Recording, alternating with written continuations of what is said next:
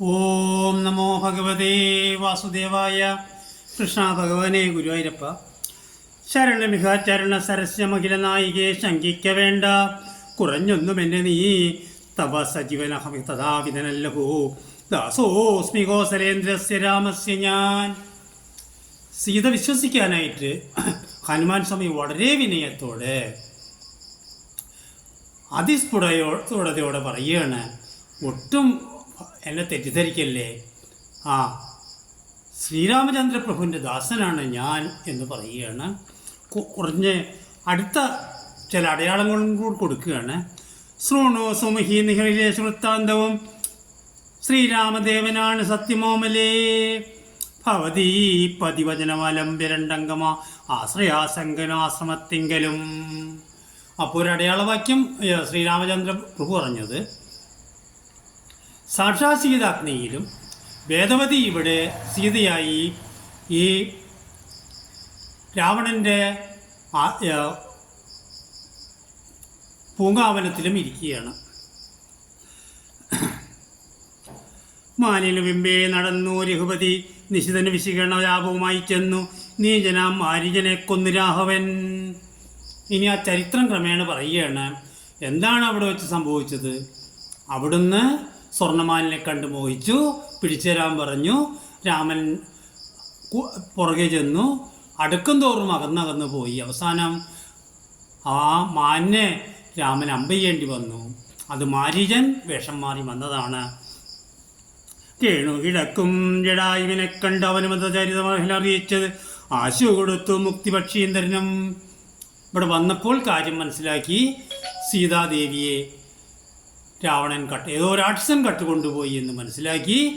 അങ്ങനെ ചെറുന്ന് നടക്കുമ്പോൾ ജടായുവിനെ കണ്ടു. ജടായു കാര്യങ്ങളെല്ലാം പറഞ്ഞു. ജടായുവിനെ തല മടിയിലെടുത്തു വെച്ച് ജടായുവിന് മോക്ഷം നൽകി. ശബരിമരുവിനെ മുരിവാശ്രമേ ചെന്നുടൻ ശാന്താത്മകൻ മുക്തിയും കൊടുത്തിടിനാൻ. ശബരിയുടെ ആശ്രമത്തിൽ ചെന്നു. ശബരി കടിച്ചു നോക്കി ഭഗവാന് കൊടുത്ത ആ വനവിഭവങ്ങൾ അമൃത പോലെയാണ് രാമലക്ഷ്മണൻ ആസ്വദിച്ചത്. ഇത് ആധുനിക ദൃഷ്ടിയ നോക്കുകയാണെങ്കിൽ അത് എച്ചിലാണെങ്കിലും ആ നിഷ്കളങ്ക മനസ്സിനോട് ഭഗവാൻ താതാത്മ്യം പ്രാപിച്ചു. അത് തപന സുധനിയുടെ അഴകിനോട് കണ്ടെത്തി താല്പര്യം ഉൾക്കൊണ്ടയച്ചെത്തുക. അങ്ങനെ ശബരി പറഞ്ഞതനുസരിച്ചാണ് ഇങ്ങനെ സുഗ്രീവനുമായിട്ട് സഖ്യം ചെയ്തത്. ബദാരിഗുരോത്ഭന്മാർ സന്നിധോ രമ്യജാലിവേഷാരംഭ്യ ചെന്ന് ഞാൻ നിർവധി കുലവരെ ഹൃദയമഹിലെറിഞ്ഞതേ നിർമ്മലന്മാരെ ചുമല്ലെടുത്തുടൻ. സുഗ്രീവൻ എന്നെയാണ് നിയോഗിച്ചത് ഈ രാമലക്ഷ്മണന്മാരെ ചെന്ന് കാണുവാനായിട്ട്. അങ്ങനെ കാര്യങ്ങളെല്ലാം മനസ്സിലാക്കി എൻ്റെ ചുമലെടുത്താണ് ഞാൻ സുഗ്രീവൻ്റെ സന്നിധിയിൽ അവരെ കൊണ്ടുവന്നത്. തരണീ സുന്ദരയുടെ ഭുക്തിയും കൊണ്ടിടിനെ സഖ്യം പരസ്പരം ജയിച്ചതാശു ഞാൻ ദഹനനി മഴയിനോട് സാക്ഷിയാക്കിക്കൊണ്ട് ദണ്ഡമിരുവർക്കും ആശു തീർത്തിയിടുവാൻ. അങ്ങനെ വിളക്ക് കൊളുത്തി, അഗ്നി കൊളുത്തി അവർ പരസ്പരം സഖ്യം ചെയ്തു. ശ്രീരാമചന്ദ്ര പ്രഭുവിൻ്റെ പത്നിയെ വീണ്ടെടുക്കാൻ സുഗ്രീവൻ സഹായിക്കും. സുഗ്രീവൻ്റെ പത്നി രുമയെ വീണ്ടെടുക്കാൻ ശ്രീരാമചന്ദ്ര പ്രഭുവും സഹായിക്കും. ദേവിയെ ആരാഞ്ഞോ കാൺമാൻ കവീന്ദ്രനും പ്ലവകൂല പരിപടരെ 4 ദിക്കെങ്കിലും പ്രത്യേക മേഖലക്ഷം നിയോഗിച്ചാൽ അത് പഴുതു രഘുപതിയോട് അല്ലിവരി വിളിച്ചാൻ അങ്കുലിയമയിൽ നൽകിയിടിനാൻ. 4 ദിക്കിലേക്കും വളരെ കഴിവുള്ള വാനന്മാരെയാണ് അയച്ചത്. അങ്ങനെ കൂട്ടത്തിൽ ഭഗവാൻ എന്നെ വിളിച്ച് അങ്കുലിയം നൽകി എന്ന് പറയുന്നത്. അങ്കുലിയം എന്ന് പറയുന്ന അത്രി മഹർഷിയെ കണ്ട സമയത്ത് അനസൂയാദേവി സീതാദേവിക്ക് കൊടുത്തതാണ് അങ്കുലിയവും ചൂടാരണവും. ഇതോ ജനകദ്രപതി വൈയിൽ കൊടുക്ക നീ എന്നുടേ നാമാക്ഷരാന്യുതം പിന്നെയും സപതീത്വ മനസ്സി ഗുരുശ്വാസതയെ സാദരം ചൊന്നാൻ അടയാളവാക്യവും. അതുമാത്രമല്ല ഒരടയാളവാക്യം കൂടി പറഞ്ഞു തന്നിട്ടുണ്ട്. അത് ഭവതി കടലിൽ വിരവിൽ നൽകുക ആലോക ആനന്ദപൂർവകം ഇതി മധുരല്ലൊരു ചെയ്തു ഇന്ദിരാദേവി തൻ കയ്യിൽ നൽകിയിടിനാൻ. പുനരതി വിനയമോട് തൊഴുതാതരാൽ പിന്നോക്കിൽ വാങ്ങി വണങ്ങി നിന്നിടിനാൻ. അങ്ങനെ തൻ്റെ കിരീടത്തിനുള്ളിൽ വെച്ചിരുന്ന ശിരസിൽ വെച്ചിരുന്ന ആ മോതിരം രാമൻ്റെ പേര് കൊത്തിയ ആ മോതിരം എടുത്ത് ദേവിയുടെ കയ്യിൽ കൊടുത്തു. ദേവി എന്താണ് ചെയ്തത്? കണ്ണീര് കൊണ്ട് അതിനെ കഴുകി ശുദ്ധിയാക്കിയാണ് ദേവി എന്നെ സ്വീകരിക്കുന്നത്.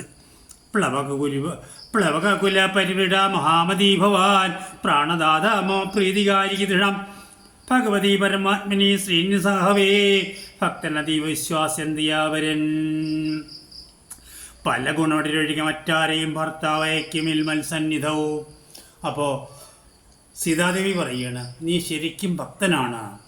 ഭക്തൻ്റെ ലക്ഷണം 9 കാര്യങ്ങളുണ്ടായെങ്കിലേ ഭക്തനാവുള്ളൂ.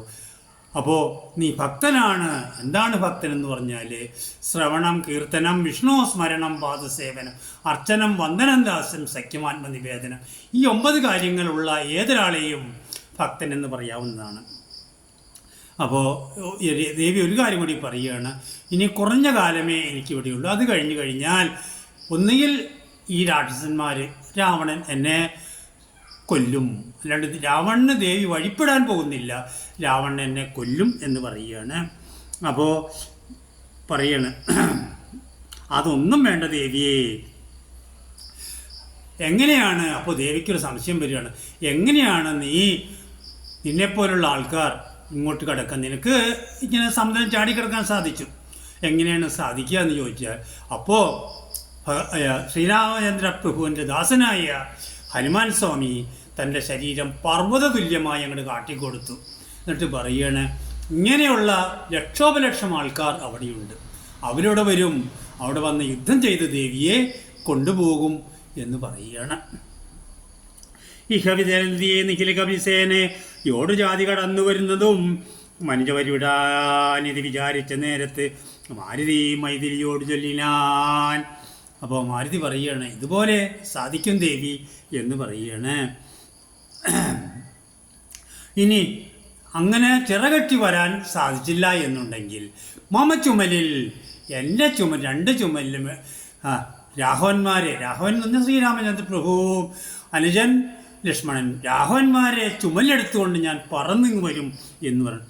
മൈഥിലേക്കും ഷാദം വൃതാമാനസേ, മൈഥിലേ മിഥിലാപുത്രി ജനകപുത്രി, ഒട്ടും വേണ്ട, വിഷാദം കളയുക വേണ്ട. ലങ്കയും ഭസ്മമാക്കിയിടുമനാകുലം, ലങ്ക ഭസ്മാക്കി ദേവിയെ ഞങ്ങൾ വീണ്ടെടുക്കും. ഓ നമോ ഭഗവതേ വാസുദേവായ.